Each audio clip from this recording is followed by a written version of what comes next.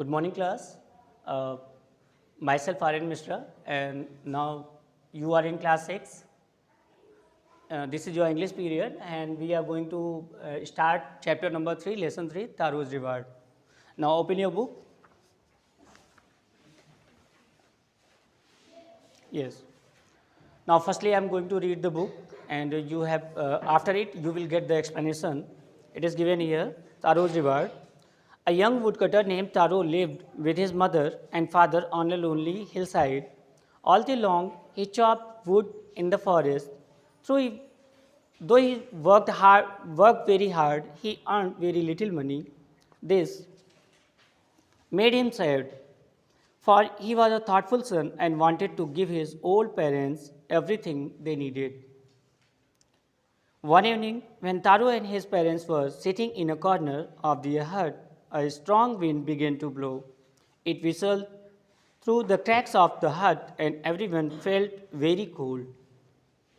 Suddenly, Taro's father said, I wish I had a cup of shake. It would warm me and do my old heart good. Now, third paragraph. This made Taro sadder than ever, for the heart-warming drink called shake was very expensive.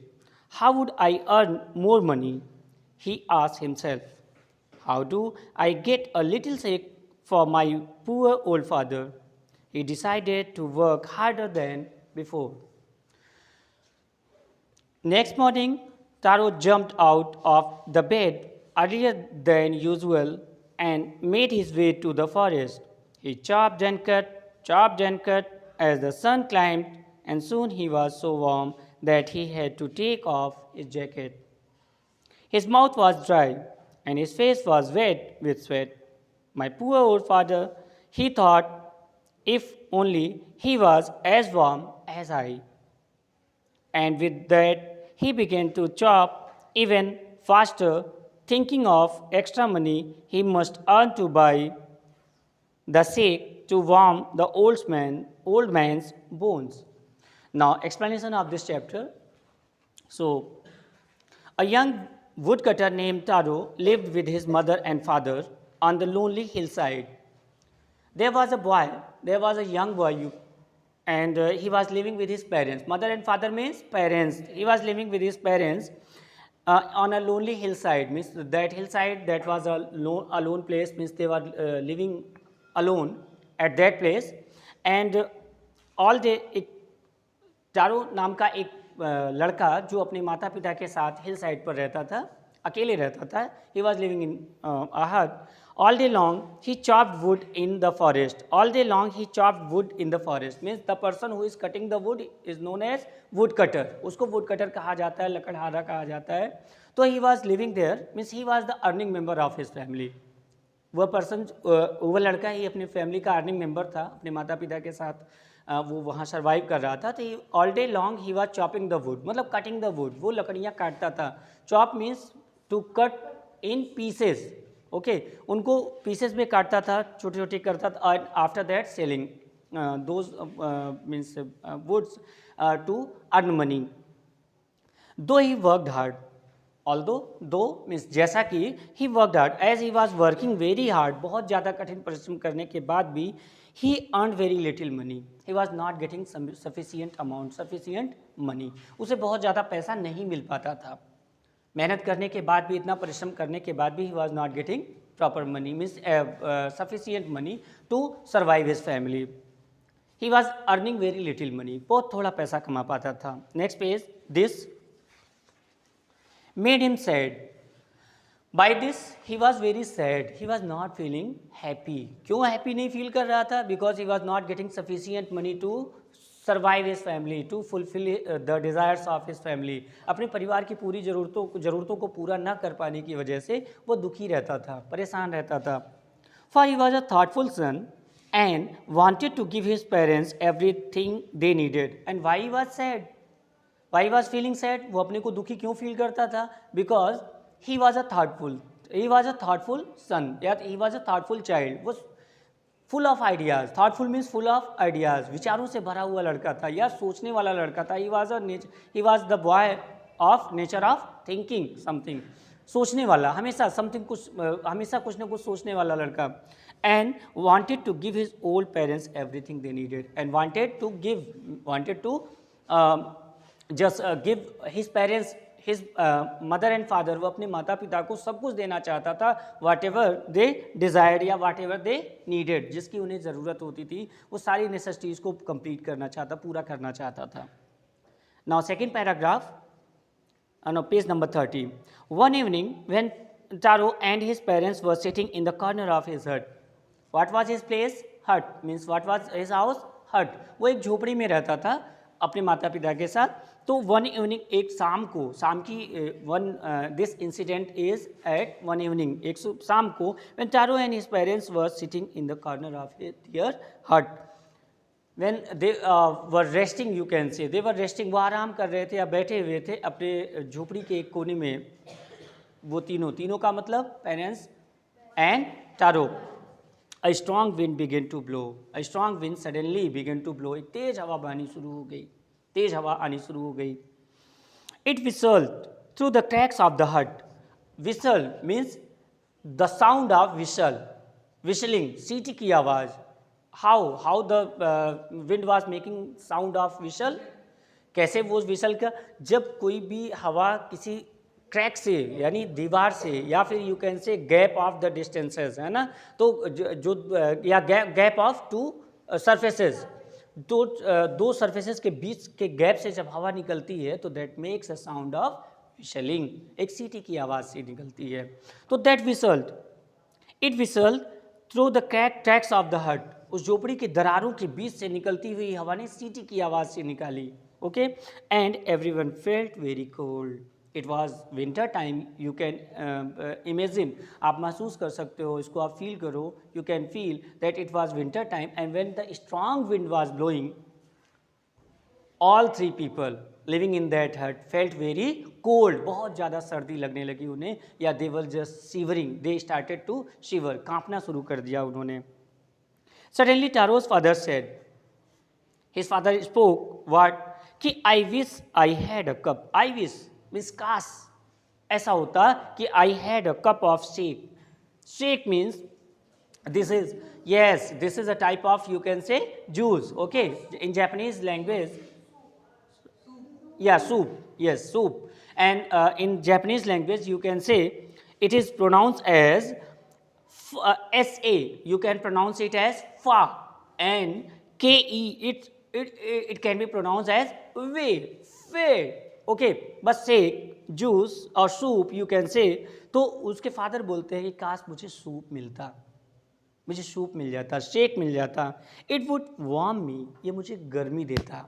I could feel warmth, मुझे गर्माहट feel होती, गर्मी मिलती. And do my old heart good, and it could be better for my heart also. Old heart मतलब his body is old, now that person is old, his body is old, so all the organs are also old. उसका heart भी old हो चुका है, तो वो कहता है कि मेरे ओल्ड हार्ट के लिए वो अच्छा होता, काफ़ी अच्छा होता अगर मुझे सूप मिल जाता, शेक मिल जाता. Now paragraph 3, this made Taro sadder than ever. Taro was not feeling happy. I told you he was feeling sad. He was sad. वो दुखी था. क्यों दुखी था, क्यों सैड था? Because he wanted to fulfill the desires of his parents and he was not able to do. अपने माता पिता की सारी ज़रूरतें, सारी इच्छाओं को पूरा करना चाहता था, but he was working hard, then also he was not getting sufficient money, sufficient amount, he was not getting.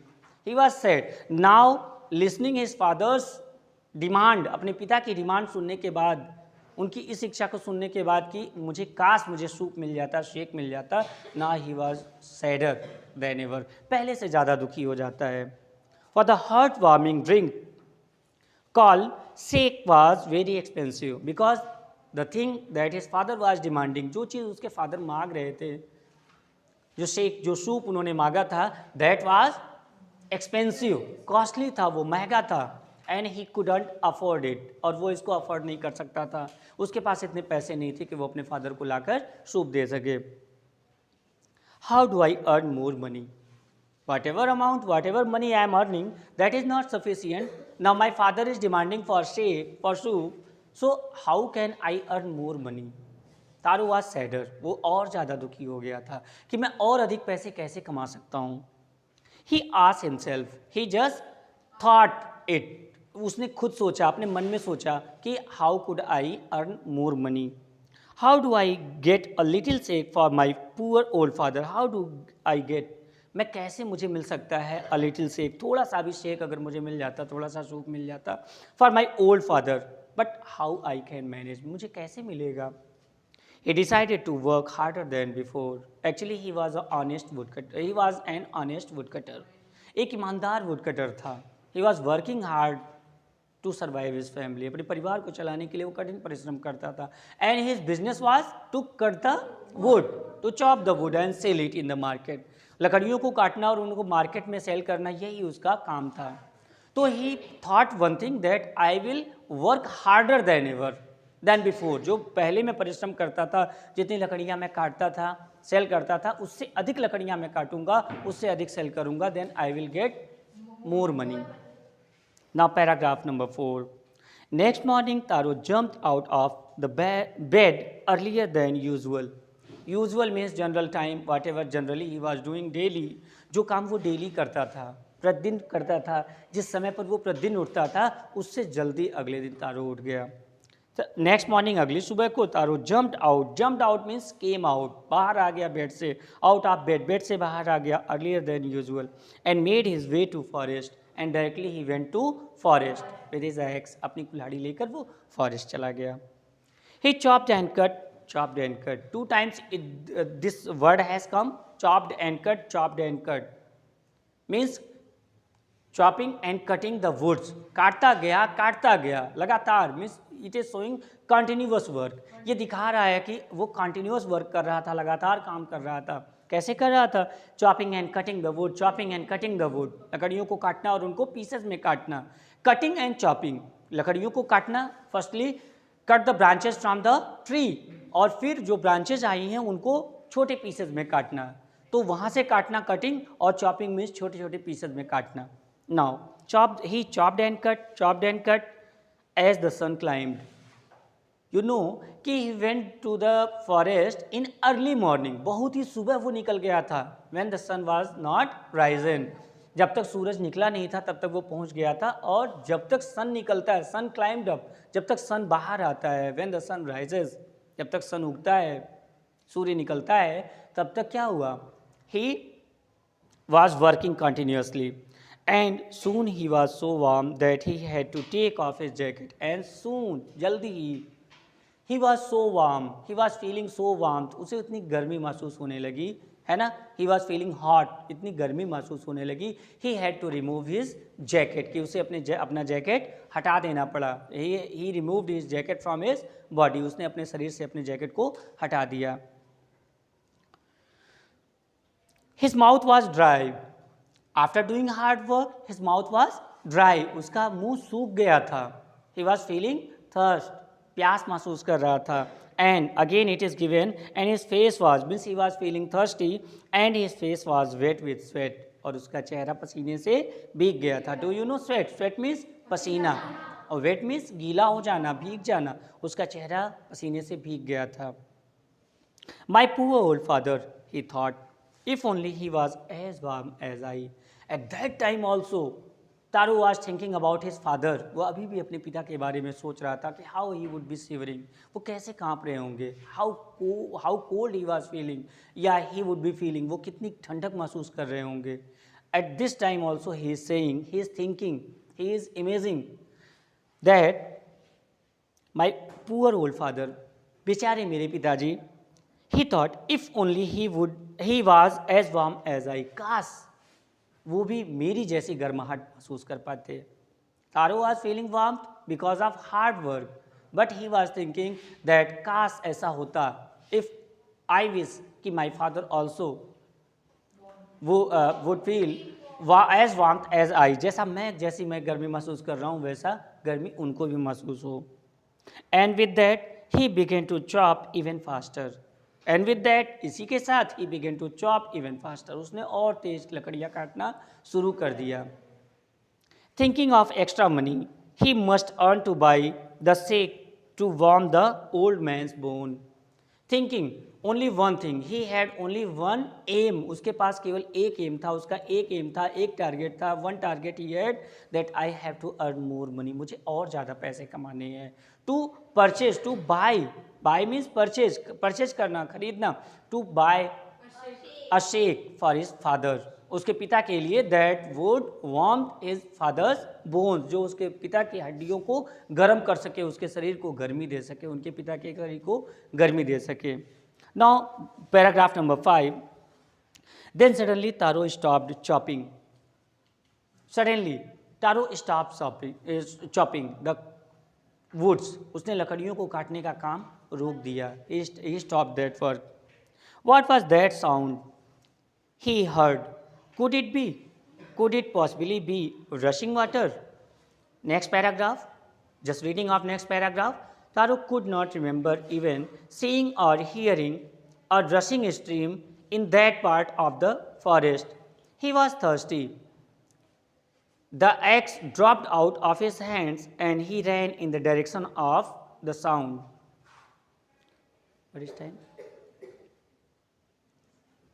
Okay, now 6th paragraph. Taru saw a beautiful little waterfall hidden behind a rock. Kneeling at a place where the water flowed quietly, he chopped a little in his hands and put it to his lips. Was it water or was it sake? He tasted it again and again, and always it was delicious sake instead of cold water. Now we are going to explain. I'm going to explain you the next paragraph. You can see paragraph number 5, page number 30. Then suddenly Taro stopped chopping. अचानक तारो ने chopping करना रोक दिया, लकड़ियों को काटना, pieces में काटना रोक दिया. What was the sound he heard? Suddenly he heard a sound. अचानक उसके कान में कुछ आवाज़ आती है. He got a sound in his ear. उसके कान में एक आवाज़ आती है. And thinking that what was the sound of? Sound he heard. कौन सी आवाज़ है, किस तरह की आवाज़ है, ये क्या आवाज़ है जो मेरे कानों को सुनाई दे रही है. Could it be, could it possibly be rushing water? Firstly he is just thinking कि कुड इट बी वाटर, क्या ये पानी हो सकता है, या फिर could it possibly be rushing water, क्या ये rushing water, you can say running water, क्या ये बहता हुआ पानी है. The means sound of flowing water he heard. उसने बहते हुए पानी की आवाज़ सुनी और सोचना शुरू कर दिया कि what is this. Now Taro could not remember even seeing और hearing a rushing stream in that part of the forest. Before this time, before today, so many times he went to forest. कई बार वो जंगल में गया था, या usually he was going to forest. अक्सर वो जंगल में लकड़ियाँ काटने उसी स्थान पर जाया करता था. But he had never heard this type of sound. इस तरह की आवाज़ उसने पहले कभी नहीं सुनी थी. Now Taro could not remember, या यू कैन से कुड, ही कुडंट बिलीव, उसे विश्वास भी नहीं हो रहा था, या उसे याद नहीं था. कुडंट रिमेंबर, उसे याद नहीं था. एवर सीइंग और हियरिंग, कि कभी उसने देखा हो, और हियरिंग या सुना हो, a rushing stream in the part of the forest, in that part of the forest, at which place he was cutting and chopping the woods.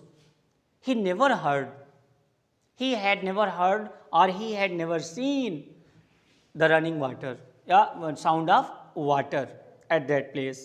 He was thirsty. Now he was before this paragraph you got this thing na, this sentence, that he was feeling warm. वो गर्मी महसूस कर रहा था. He was feeling warmth, उसे गर्माहट लग रही थी. So now he was thirsty and his face was full of wet. His face was wet with sweat. पसीने से उसका चेहरा भीग गया था. नाउ ही वॉज थर्स्टी, उसे प्यास लगी थी. ही वॉज फीलिंग थर्स्ट, प्यास महसूस कर रहा था. The axe dropped out of his hands and he ran in the direction of the sound. The axe dropped out of his hand, उसके हाथ से कुल्हाड़ी गिर गई. Do you know axe? Yes, axe कुल्हाड़ी. He dropped out, axe dropped out from his hand, उसके हाथ से कुल्हाड़ी गिर गई. And he ran in the direction of the sound, and he ran towards the sound, उस आवाज़ की तरफ दौड़ पड़ा. In the direction of that sound, उस आवाज़ की दिशा में वो दौड़ पड़ा, where he heard the sound of water, जहाँ उसने पानी की आवाज़ सुनी थी. Okay class, thank you very much, that's for today.